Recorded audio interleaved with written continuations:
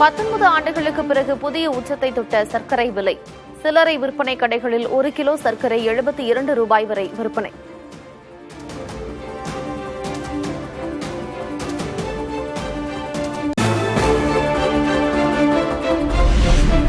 கரும்பு பயிரில் ஏற்பட்ட நோய்கள், வெள்ளப்பெருக்கு, உலகளாவிய தட்டுப்பாடே சர்க்கரை விலை உயர்வுக்கு காரணம். பதுக்கலை தடுக்கவும் விலை உயர்வை கட்டுப்படுத்தவும் நடவடிக்கை எடுக்கப்பட்டு வருவதாகவும் மத்திய அரசு விளக்கம்.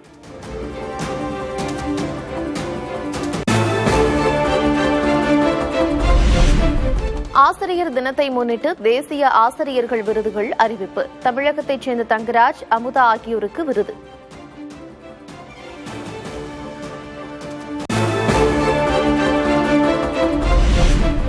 புதுச்சேரி மேட்டுப்பாளையம் அரசு உயர்நிலைப்பள்ளி ஆசிரியர் கணேசனுக்கு தேசிய நல்லாசிரியர் விருது அறிவிப்பு. அறிவியல் கல்வியில் மாணவர்களை ஊக்கப்படுத்தியதற்காக கௌரவிப்பு. செப்டம்பர் 15 தொடங்கும் தாய்மாமன் தங்க மோதிரம் திட்டத்திற்கான டெண்டரை பெற்ற 2 நிறுவனங்கள்.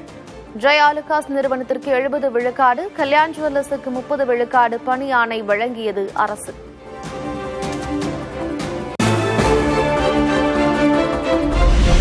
சென்னையில் ஆபரண தங்கத்தின் விலை ஒரே நாளில் 2000 ரூபாய் உயர்வு. 1 சவரன் தங்கம் 1,18,800 ரூபாய்க்கு விற்பனை.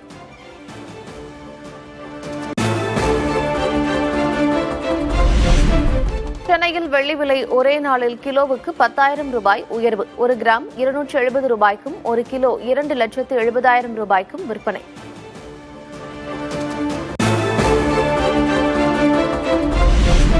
தமிழ்நாட்டில் வெப்பநிலை உயரக்கூடும் என்று வானிலை ஆய்வு மையம் அறிவிப்பு. அதிகபட்ச வெப்பநிலை இயல்பை விட 2 முதல் 3 டிகிரி செல்சியஸ் அதிகமாக பதிவாகும் என்று தகவல்.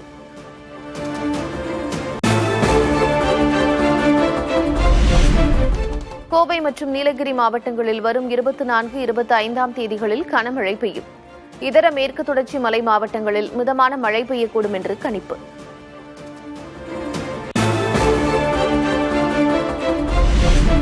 சென்னையில் பரவலாக கொட்டை தீர்த்த கனமழை.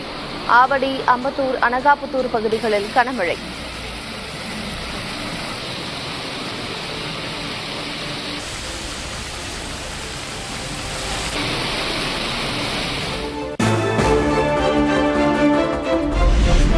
சென்னை மேடவாக்கத்தில் மழையால் சாலையில் தண்ணீர் தேங்கியதால் கடும் போக்குவரத்து நெரிசல். நீண்ட வரிசையில் வாகனங்கள் அணிவகுத்து நின்றதால் வாகன ஓட்டிகள் அவதி.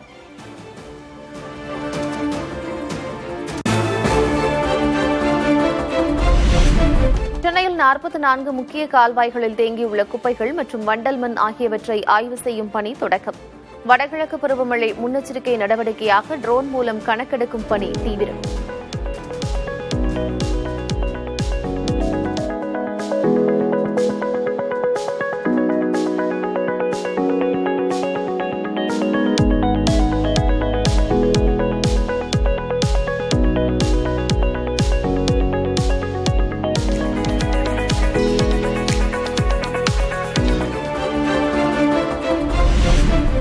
காவிரியின் தமிழக எல்லையான பிலிகுண்டுலுவுக்கு நீர்வரத்து குறைந்தது. நேற்று 12,000 கன அடியாக இருந்த நீர்வரத்து இன்று 10,000 கன அடியாக குறைவு.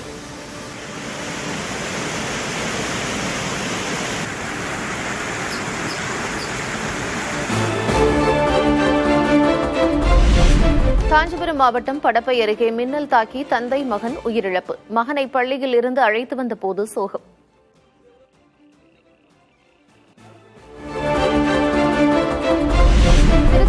சிங்கப்பூருக்கு புறப்பட்ட இண்டிகோ விமானத்தில் தொழில்நுட்ப கோளாறு. 2 மணி நேரம் வானில் சுற்றிய விமானம் மீண்டும் திருச்சியில் பத்திரமாக தரையிறக்கம்.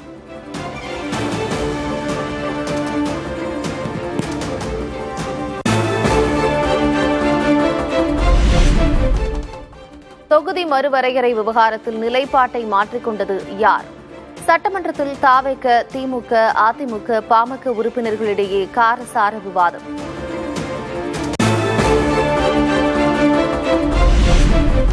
மொத்த எம்பிக்கள் எண்ணிக்கை 543 என்றுதான் இருக்க வேண்டும் என்பதை முதல்வர் வலியுறுத்தவில்லை. தொகுதி மறுவரையறை தொடர்பாக தென்மண்டல கவுன்சிலில் முதல்வர் விஜய் பேசியதை சுட்டிக்காட்டிய எதிர்க்கட்சித் தலைவர் உதயநிதி.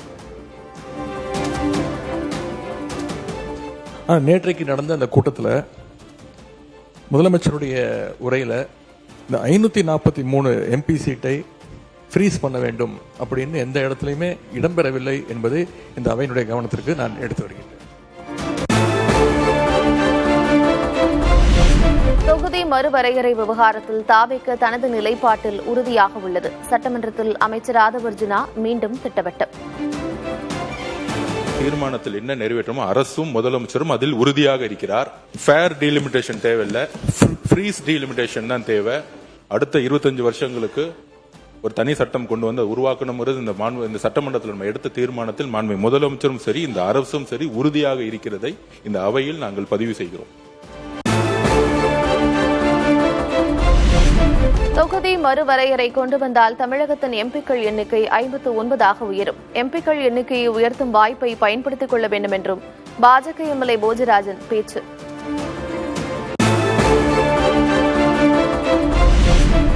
தமிழ்நாட்டின் தொகுதிகள் எண்ணிக்கை கூட வேண்டுமா குறைய வேண்டுமா? அரசின் நிலைப்பாட்டை தெளிவுபடுத்த வலியுறுத்திய எடப்பாடி கே பழனிசாமி. இது சட்டம், அது சட்டப்படி தான் நடக்கும். ஏன்னா 2026 டிசம்பரோட முடியுது. அப்போ இதுக்கு ஏதாவது ஒரு சொல்யூஷன் கிடைக்கலனா புதிய மக்கள் தொகை கணக்கெடுப்பு தான் வரும். நீங்க குறைய நினைக்கிறீங்களா அதிகப்படுத்த நினைக்கிறீங்களா? அதை முதல்ல சொல்லுங்க. இருக்கிற நாடாளுமன்ற உறுப்பினரோட குறையுதா அதிகப்படுத்தணுமா? அதுக்கு முதல்ல நீங்க தெளிவுபடுத்துங்க.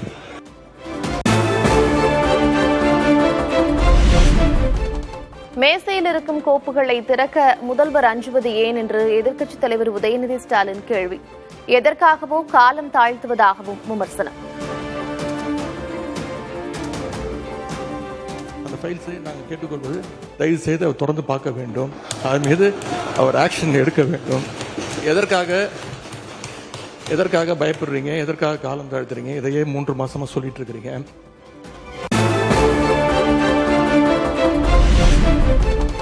யாரையும் பார்த்து பயப்படும் கட்சி தாவேக அல்ல என்று எதிர்க்கட்சித் தலைவருக்கு அமைச்சர் ஆதவர்ஜுனா பதில். தைரியம் இருந்திருந்தால் திமுக ஆட்சியில் சட்டமன்ற நிகழ்வுகளை நேரலை செய்திருக்கலாம் என்றும் பேச்சு.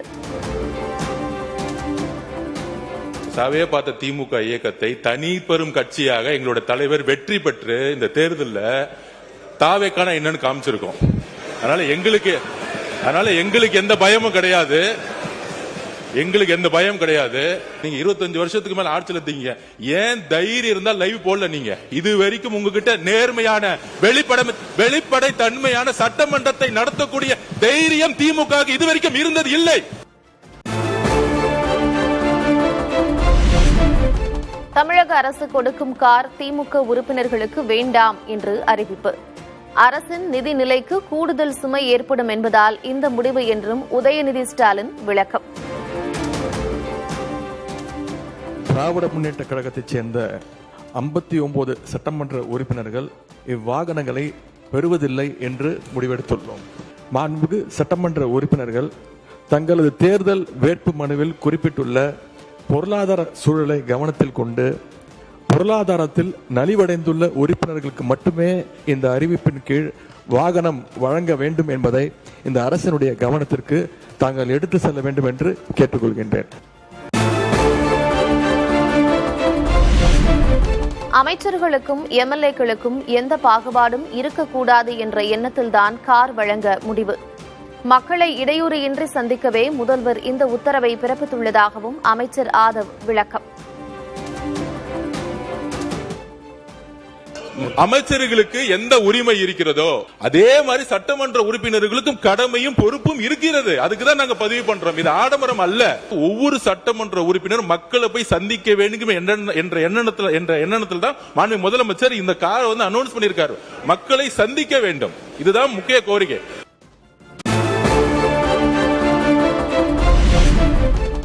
திமுக ஆட்சியில் ஒன்றிய தலைவர்களுக்கு கார் வழங்கப்பட்டதாக அமைச்சர் ஷாஜகான் பேச்சு. கிராமங்களுக்கு சென்று நேரடி நிர்வாகத்தை மேற்கொள்ள வேண்டியிருப்பதால் தான் கார் வழங்கப்பட்டதாக முன்னாள் அமைச்சர் KN நேரு விளக்கம். முன்னாள் முதலமைச்சர் டாக்டர் கலைஞர் கருணாநிதி அவர்களால் 300க்கும் அதிகமான யூனியன் சேர்மன்களுக்கு அரசு தரப்பில் வாகனம் வழங்கப்பட்டுச்சு. இது ஒன்றும் புதுசு இல்லை. அப்போலாம் நிதி நிலைமை அப்பவும் இப்படிதான் இருந்தது. சிறுபான்மைத்துறை அமைச்சர் அவர்கள் சொன்னார், சேர்மன்கெல்லாம் தலைவர் கலைஞர் கார் கொடுத்தார். சட்டமன்ற உறுப்பினருடைய பணி வேறு, உள்ளாட்சி பிரதிநிதிகள் உள்ளாட்சியிலே தலைவராக இருக்கிறவருடைய பணி வேறு. அவங்க நேரடியாக ஒவ்வொரு இடத்துக்கும் சென்று பார்க்க வேண்டும்.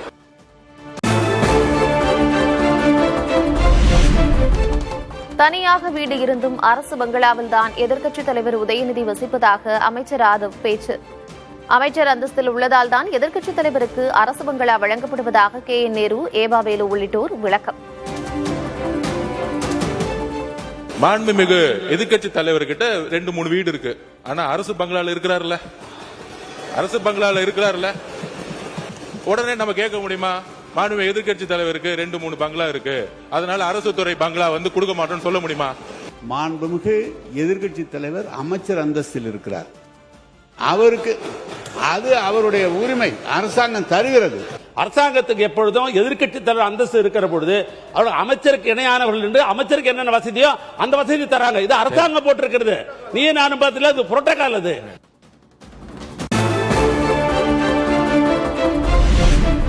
சட்டமன்றத்தில் அமைச்சர் நிர்மல்குமார், எதிர்க்கட்சித் தலைவர் உதயநிதி இடையே வார்த்தை மோதல். இருதரப்பு MLA-க்களும் எழுந்து நின்று கூச்சல்.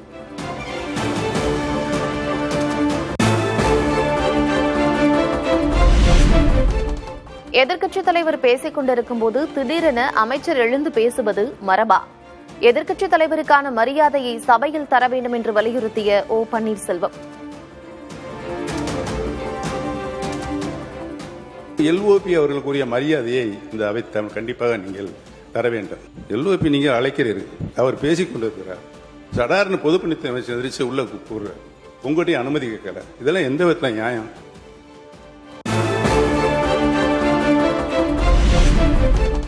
அறநிலையத்துறைக்கான அறிவிப்புகளை வெளியிட்ட அமைச்சர் ரமேஷ். காமராஜர் பிறந்த நாள் என்று முக்கிய கோயில்களில் சிறப்பு வழிபாடு மற்றும் பொது விருந்து நடத்தப்படும் என்று அறிவிப்பு. பள்ளி குழந்தைகளின் பசிப்பினியை போக்கிய பெருந்தலைவர் காமராஜர் அவர்களின் பிறந்த நாளான ஜூலை 15ஆம் நாள் ஆண்டுதோறும் முக்கிய திருக்கோயில்களில் சிறப்பு வழிபாடு நடத்தப்பட்டு பொது விருந்து அளிக்கப்படும் என்பதை இந்த நேரத்தில் மகிழ்ச்சியோடு தெரிவித்துக் கொள்கிறோம். சட்டத்துறைக்கான புதிய அறிவிப்புகளை வெளியிட்டார் அமைச்சர் நிர்மல்குமார். பெண்கள் மற்றும் குழந்தைகளுக்கு எதிரான குற்றங்களை தடுக்கும் ஆலோசனைகளை வழங்க ஆலோசனை குழு அமைக்கப்படும் என்று அறிவிப்பு.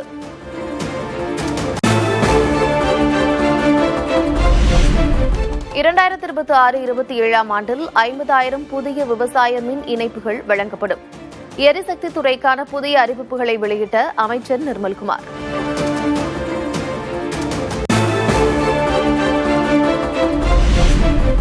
EWS மூலம் இடஒதுக்கீடு வேண்டும் என்ற தளவாய் சுந்தரத்தின் கருத்துக்கு CV சண்முகம் எதிர்ப்பு. பாஜக கூட்டணியில் இருந்தாலும் 10 விழுக்காடு EWS இடஒதுக்கீட்டை அதிமுக ஏற்கவில்லை என்று CV சண்முகம் பேச்சு. கேரளாவில் 5% இடஒதுக்கீடு கொடுக்கிறார்கள் EWS-க்கு. நீங்களும் தாங்கள் முதலமைச்சரிடம் பேசி ஒரு 5% நீங்க இப்போ பாப்புலேஷன் சர்வே நடக்கிறது. அந்த அடிப்படையில் எங்களுக்கு ஒரு 5% இடஒதுக்கீடு பரிந்துரை செய்யும்படி உங்களை கேட்டுக்கொள்கிறேன். இந்த 10% EWS-ஐ அனைத்து இந்திய அண்ணா திராவிட முன்னேற்ற கழகம் இன்று வரை ஏற்றுக்கொள்ளவில்லை. அதை முதலில் தெளிவுபடுத்துகிறோம். அதை கொண்டு வந்தது மத்திய அரசாங்கம். மத்திய அரசாங்கத்திலே நாங்கள் பாரதிய ஜனதா கட்சியிலே கூட்டணி இருந்த போதும் அந்த EWS-ஐ ஏற்றுக்கொள்ளவில்லை.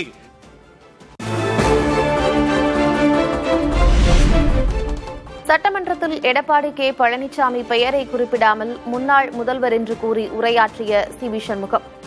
அவரை தொடர்ந்து பேசிய நத்தம் விஸ்வநாதன் எடப்பாடி பழனிசாமிக்கு நன்றி என்று குறிப்பிட்டு உரை. மாண்புமிகு பேரவைத் தலைவர் அவர்களே, மாண்புமிகு முன்னாள் முதலமைச்சர் மாண்புமிகு அம்மா அவருடைய திரு JJ அம்மா மாளிகையிலே வளாகத்திலே முழு உருவ சிலை அமைக்கப்பட்டிருக்கிறது. அந்த முழு உருவ சிலையிலே இப்போ பராமரிக்கப்படாமல் அம்மாவுடைய பிறந்தநாள் அன்று மட்டும் அரசின் சார்பாக மாலை அணிவிக்கப்படுகிறது. இந்த மானிய கோரிக்கையின் மீது எனக்கு பேசுவதற்கு அனுமதி அளித்திருக்கின்ற எங்களுடைய கழகத்தினுடைய தலைவர் பொதுச் செயலாளர் எடப்பாடியார் அவர்களுக்கும் நமது கொறடா அவர்களுக்கும் கழக கொறடா அவர்களுக்கும் எனது நன்றியை தெரிவித்துக் கொள்கின்றேன்.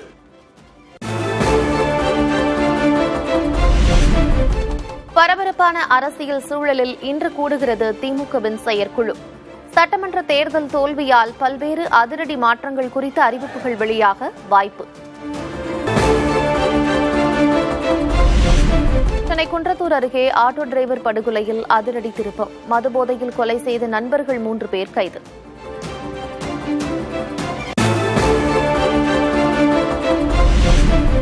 மதுரை நத்தம் தேசிய நெடுஞ்சாலையில் இருசக்கர வாகனம் மீது கார் மோதிய விபத்து. 2 இளைஞர்கள் சம்பவ இடத்திலேயே உயிரிழப்பு.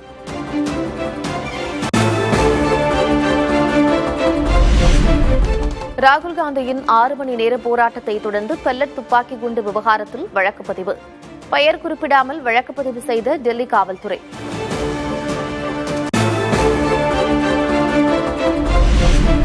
மொபைல் போன் சிம் கார்டுகளுக்கு திங்கட்கிழமை முதல் புதிய கட்டுப்பாடு. ஜம்மு காஷ்மீர் மற்றும் வடகிழக்கு மாநிலங்களில் ஒரு நபர் அதிகபட்சமாக 6 சிம் கார்டுகளும், நாட்டின் பிற பகுதிகளில் 9 சிம் கார்டுகளும் மட்டுமே வைத்துக் கொள்ள அனுமதி.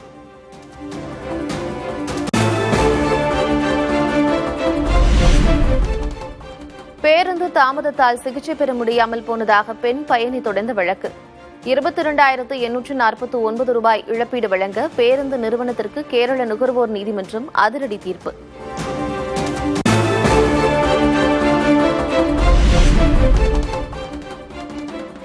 திருப்பதி மலைப்பாதையில் வனவிலங்குகள் நடமாட்டத்தை கண்காணிக்க ரோபோ நாய் பயன்படுத்த திட்டம். சோதனை முயற்சியாக ஒரு ரோபோ நாயை களமிறக்கிய தேவஸ்தான நிர்வாகம்.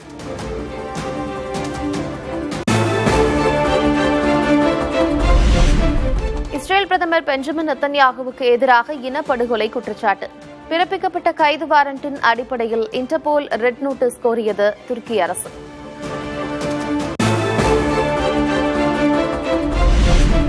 மியான்மரில் பௌத்த விகார் மீது ராணுவம் நடத்திய கொடூர தாக்குதல். தியான பயிற்சியில் ஈடுபட்டிருந்த 14 பேர் உயிரிழந்த பரிதாபம்.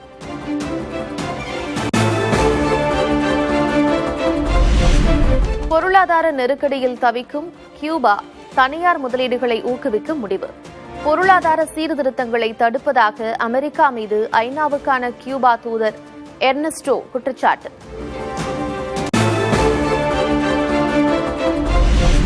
ஹூண்டாயை தொடர்ந்து வாகனங்களின் விலையை உயர்த்தியது டாடா மோட்டார்ஸ். செப்டம்பர் 1 முதல் அதிகபட்சம் 25,000 ரூபாய் வரை உயர்த்த முடிவு.